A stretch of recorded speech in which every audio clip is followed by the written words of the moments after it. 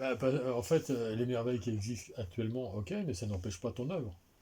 Pour moi, il y a une œuvre, je te le répète encore une fois, après je te laisse parler, il y a une œuvre Jean-Michel Kerr, avec Ah ouais. un nombre énorme de superbes compositions, Pour dont avoir le point écrit d'orgue beaucoup, et le concerto pour Kerr. j'ai écrit beaucoup.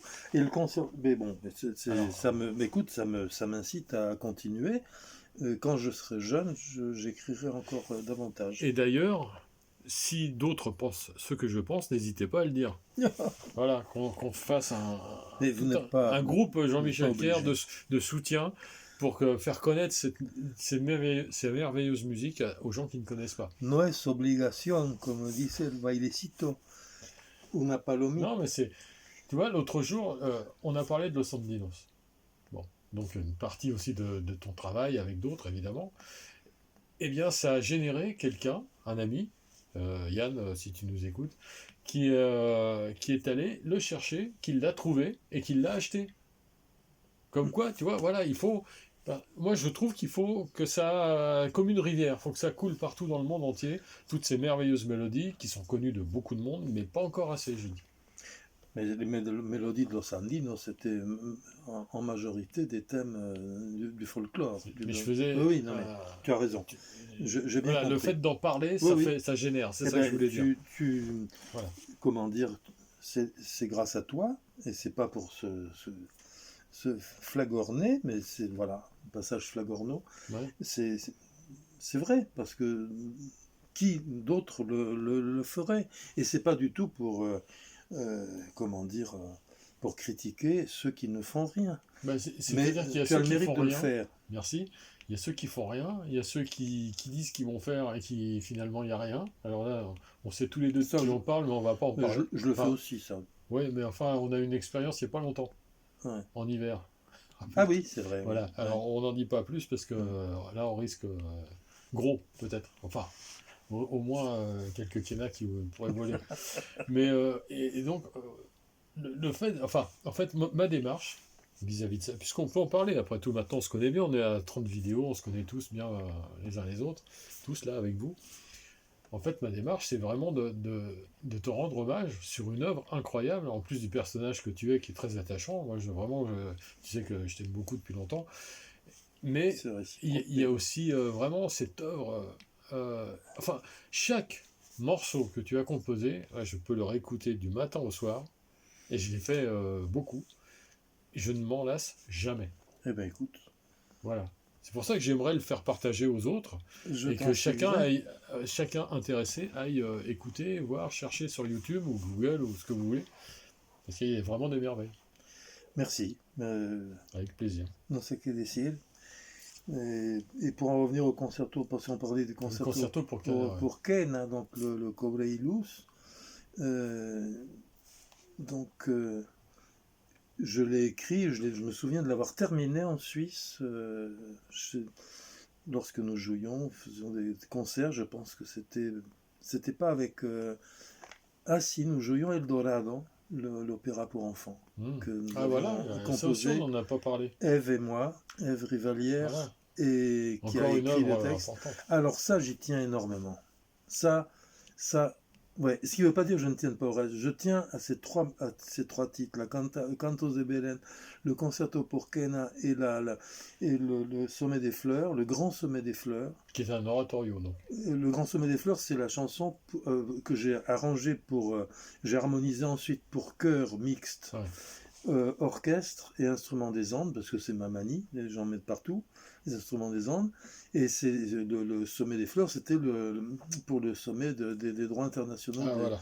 des droits de l'enfant, la journée internationale à l'ONU de Genève. Et l'oratorio, c'est encore quelque chose, une autre entité. Alors.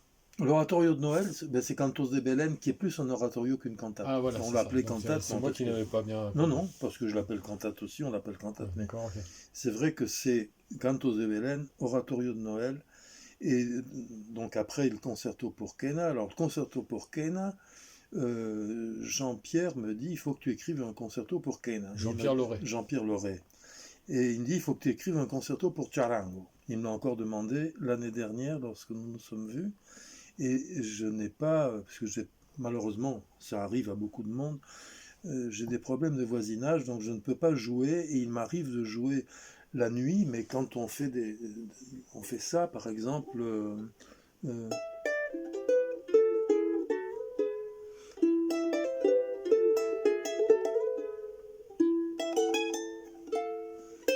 etc.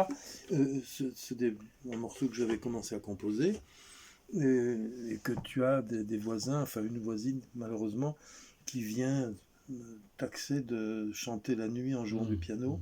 Donc, je te racontais. Ouais, ça c'est un Alors, problème ça récurrent crée, chez beaucoup de gens. voilà, ça crée des problèmes que beaucoup connaissent, Mais beaucoup de c'est vrai musiciens. que ça pourrait être très intéressant, j'avais pas pensé non plus, mais un concerto pour la Ah, Charango, ça mais doit...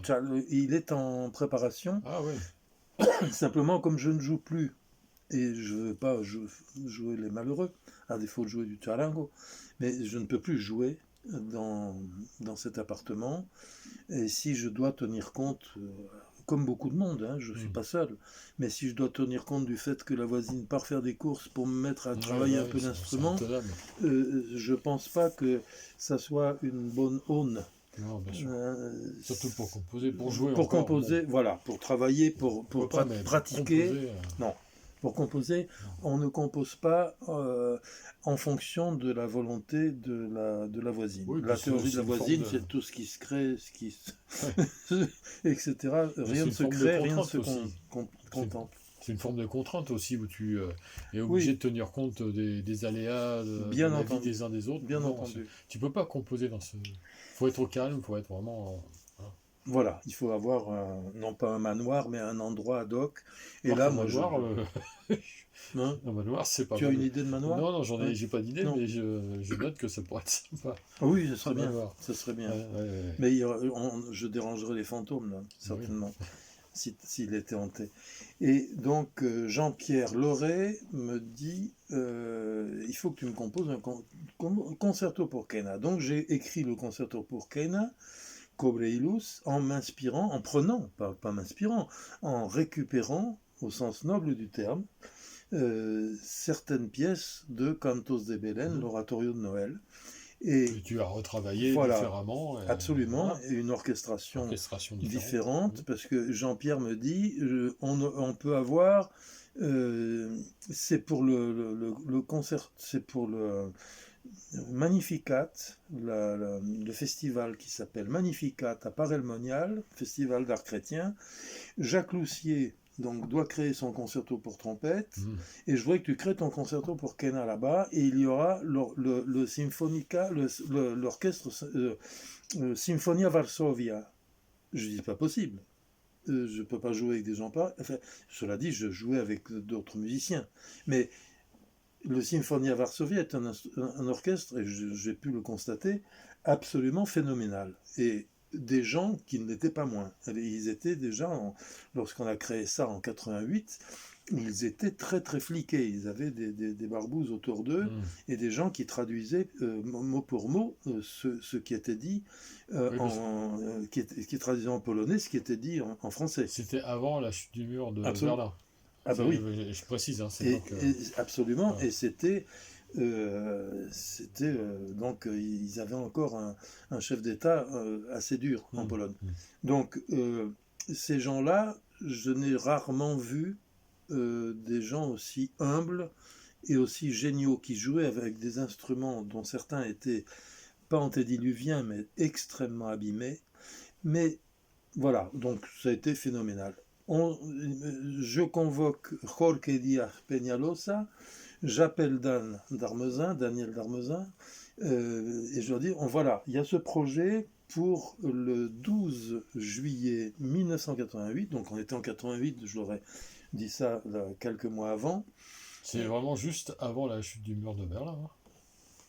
Oui, C'est 89. c'est en 89, Ouais, oui. on est vraiment juste... ouais, Et là, donc, ça concernait la Pologne. bien Et sûr. c'était, je parle à Jorge et à Dan, ils me disent d'accord, bon, on commence, on ne répète pas, on n'avait pas répété.